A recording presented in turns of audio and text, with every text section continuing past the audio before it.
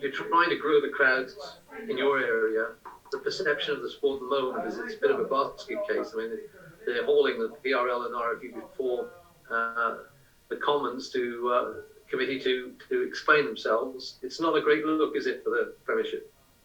While the product is been fantastic.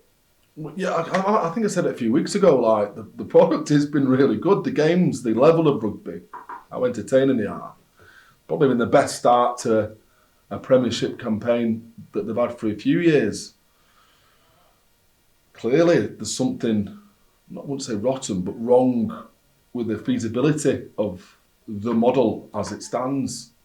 So with all this short-term immense pain, hopefully there's going to be something productive that comes out of it, by way of opportunity and making sure that clubs can stay alive and produce similar quality of a spectacle. And if that's less teams, which everyone's saying it is right now, then they've got to try and make it so, haven't they? I understand the reasons why they're saying it as well. Less teams, less games, get internationals back for more of those games, potentially another couple of international games in terms of that circuit, which feeds more money down. Because at the end, it is revenue that clubs need, and multiple streams of it, as I said last week with regards to Lucy Ray's article in City AM, multiple streams of revenue they need. Just finally for me, have you had a conversation with your owners just to make sure that everything is okay? Because there are lots of rumours of other clubs in trouble and that, just for job security wise, given the current climate. I speak to Simon regularly. I was on the phone last night at 8:30 to him, and he stressed the point this morning that if there was room in the cap and we needed players for injury dispensation, then that we should spend that money on those players. So there's reinforcement enough that the resources and the investment is still here from our part. The financial world is not in a good place. We all know this. Like, my brother works in it, and it's all doom and gloom. And a lot of these owners are people who have got a lot of money invested in the financial world by the very ilk. So I think most clubs are looking for further investment to add to their security because of the way the world is financially at the moment. I think that's a constant, I wouldn't say worry, but that's there in the background. But I've been given every assurance that as a club we are strong, they're invested. I know for a fact he's written the club into his will, which goes to show you how invested they are till death and then beyond. We're very lucky in that sense. Great, thank you, Alex. Cheers, Chris. Afternoon, Alex. How are you? I'm good. Hi, Kieran. How are you? I'm very well, thank you.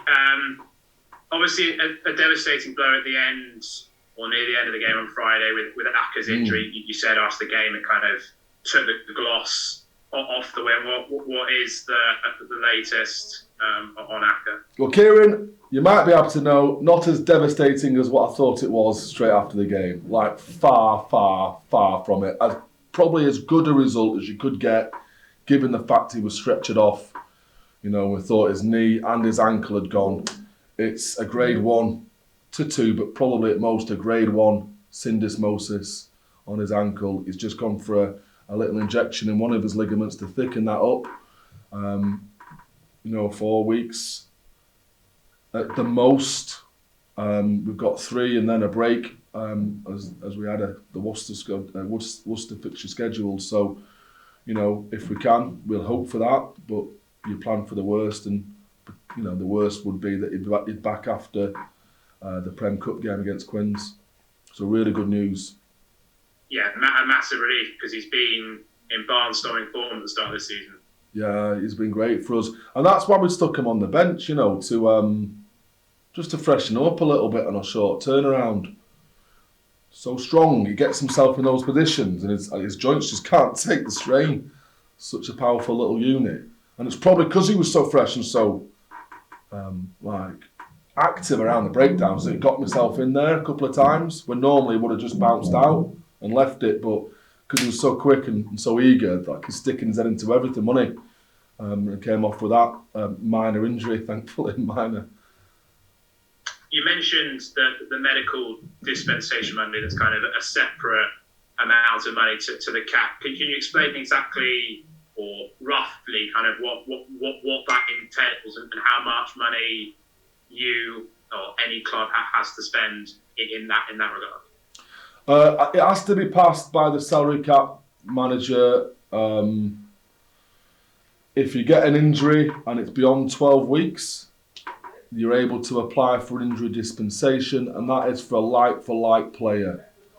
The salaries are in and around what that player was worth, has to be in and around what the player's worth, but more so, the standard of pay has to be comparable. So you can't lose an academy player, and get a 70 capped Kudriani. In regards to Kudriani, you said his current demands are out of range in terms of the money that the club has to spend. Does that mean you move on to other targets or persist and try and negotiate? Bit of both, Kieran. Like, it's an ever-shifting environment. The climate, as we know right now, is a bit of a buyer's market. It's a horrendous expression in it, but it is because there's a lot of players on the market. So you just got to keep having the constant conversations. Like, it's a never-ending task, recruitment and retention, because the two things have to run side by side, because all the jigsaws have to fit within that salary cap. Manu missed Friday night's game. I think a minor back strain's kind of deemed the reason. What's his fitness going into this weekend? Super sharp, super fresh, really verbal out there, buzzing around today. It's a minor back strain. He probably could have played if it was a final, but our take on managing Manu. So we've got him back this weekend if selected.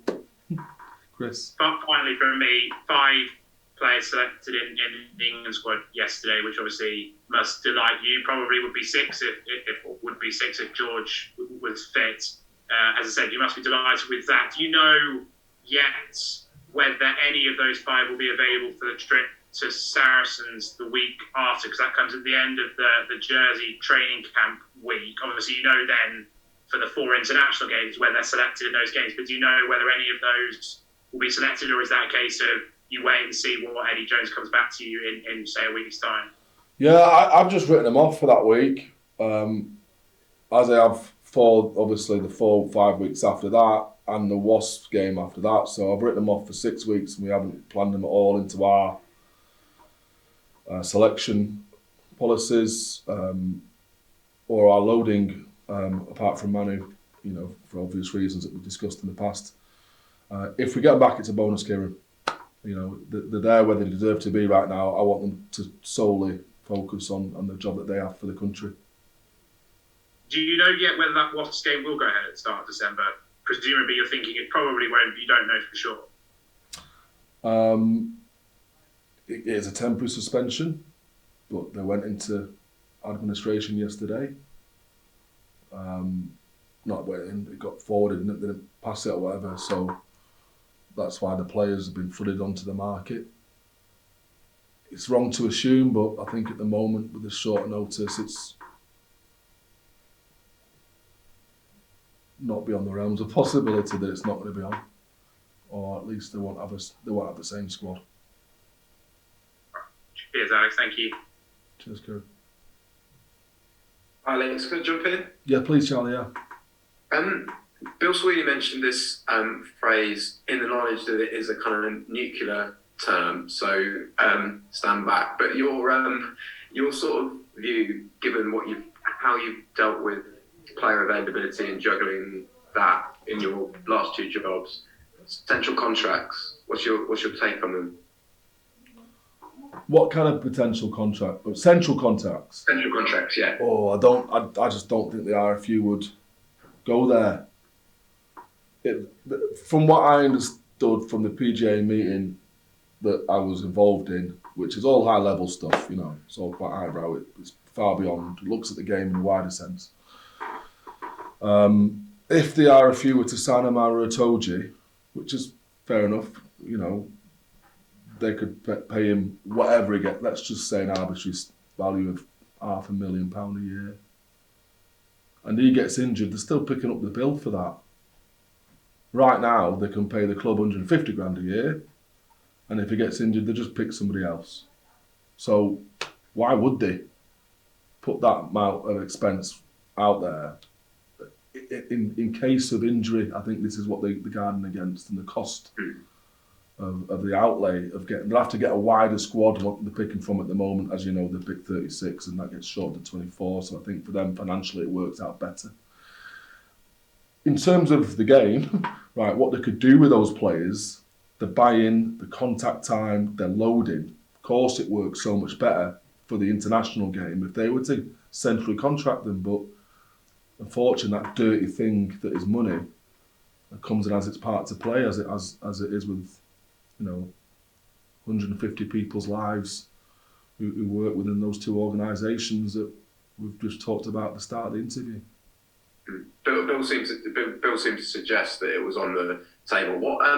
What meeting were you involved in? Sorry, it's a PGA meeting, which is the intermediary company between the PRL and the RFU, who have a duty of care and a contractual involvement in working out all the filtration of money from the RFU and the TV, and as well as the release of those EPS players.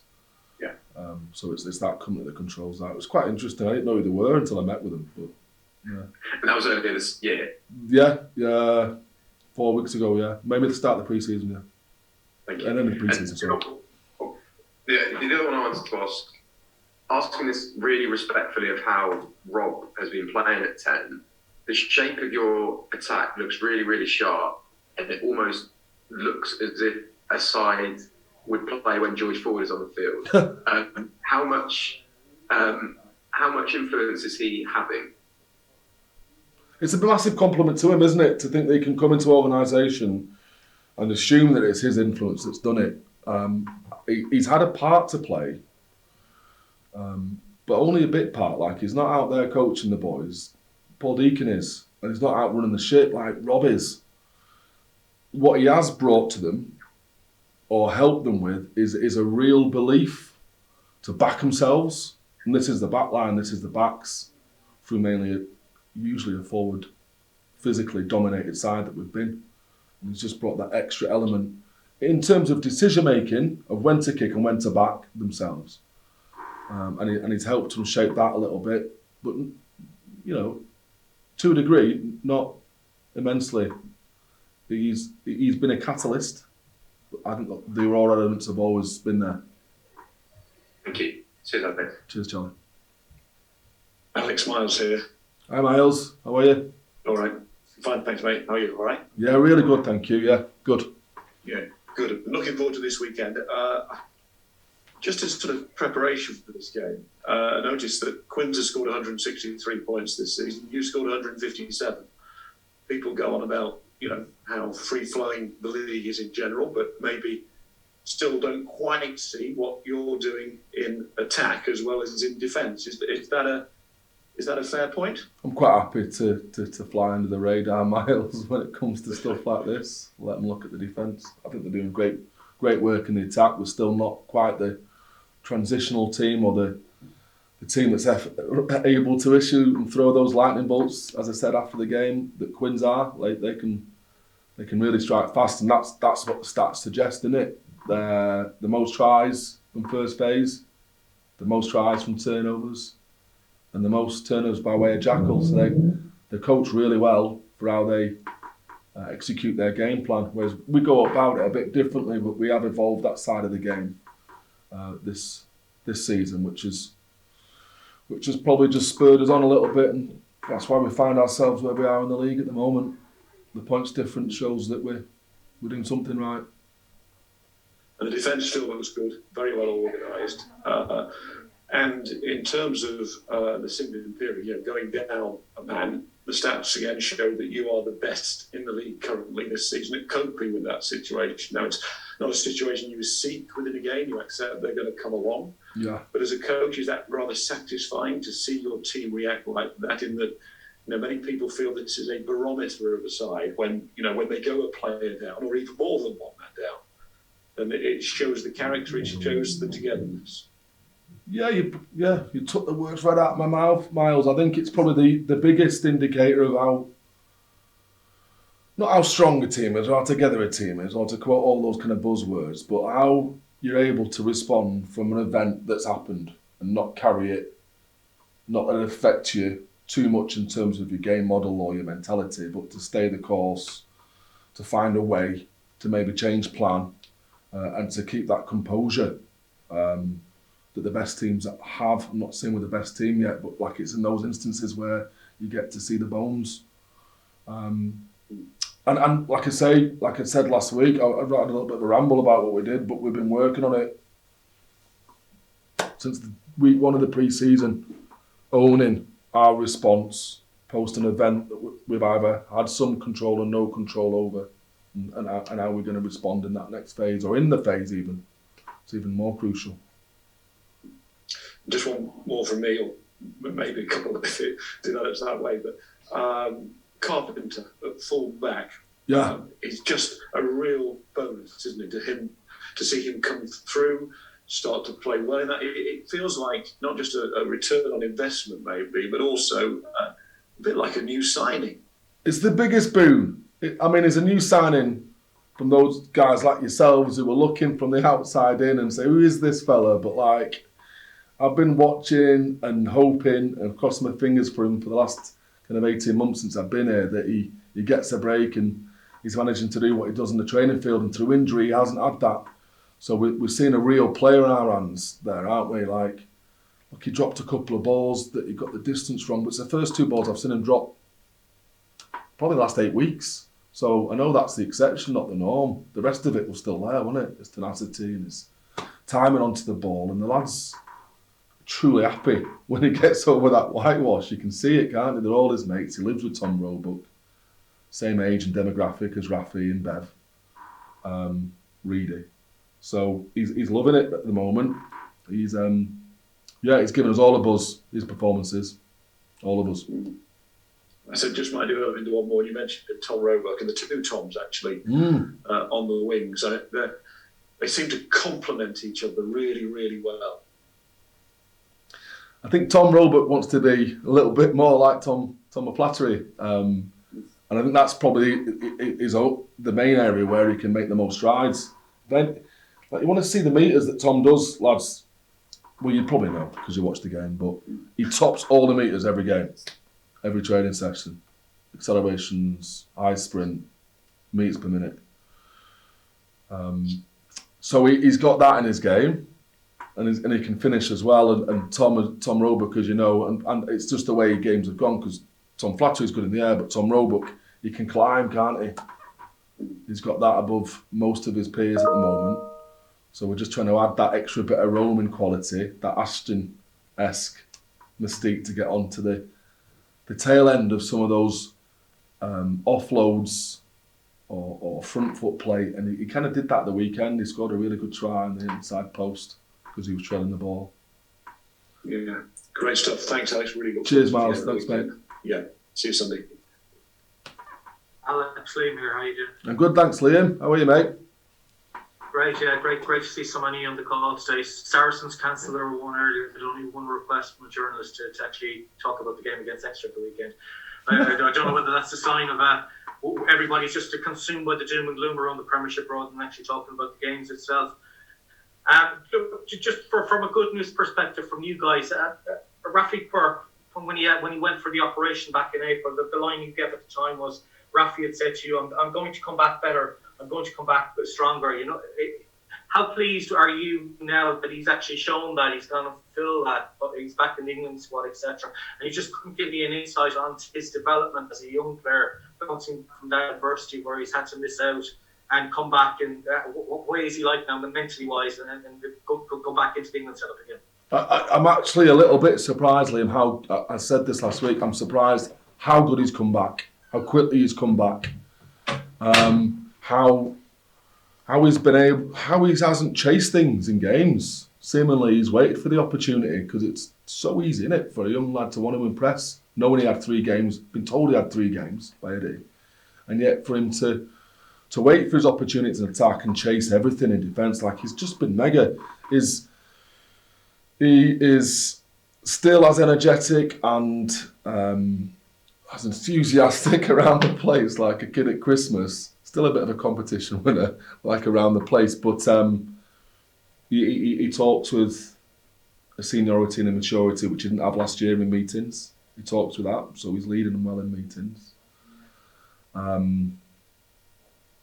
need to have a chat to him about this time away. I want to see how we feel, but I've been deliberately just backing off him, and just letting him get on with it. And like I say, he's been surprising me in all the areas that he's worked hard on, and he has worked hard in every area. We sent him away to Australia just for a personal development trip where he met up with a lot of people from the rugby league clubs out there, and he's made some decent friends who he's caught up with, guys who play for Samoa and for Penrith through the Kangaroos and that. So that was the first part of his widening of what it is to be an elite player, and that's given him some perspective. I know it has, because he took some things from those lads, and then we've been really, because we want him back, but we've been really strict on his loading of when he did come back. As you know, he came back 4 weeks after what we wanted him back, because of a few hiccups. So, that's him. He could have at any point on that got frustrated and said, "Look, I need to back. I need to be playing." But I guess he understood the importance of how robust he needed to be. So that shows maturity. So it's been a lot. It's been quite a long road from his operation to now. And if you look at all the things he'd done, you're probably saying, "I'm not that surprised." But when you get to the point where he's performing as well as he has, A, it's because he's worked for it, but B, I think it's because he's just quite a special player and a special person, Liam. Believe that. Okay, and the fact that he has accelerated so quickly, is there a reflection there on what he's learned from Faf de Klerk, the importance of having an established, say, international like him from overseas in this setup, that it can bring through these young players, etc., at a quicker rate than they might normally come through? Like I'm sure he had a great tuition there and a great role model to look up to in Faf. Yeah, he's taking it on himself though now. Like, Faf went, didn't he? Faf went in end of May, and that took him to that point. But I think the last 6 months has mainly been on him, and the environment helps him here. You can rise or fall in this environment. It's probably quite easy to do both, but he's taken hold of the time he's had, and he's made the most of it since June.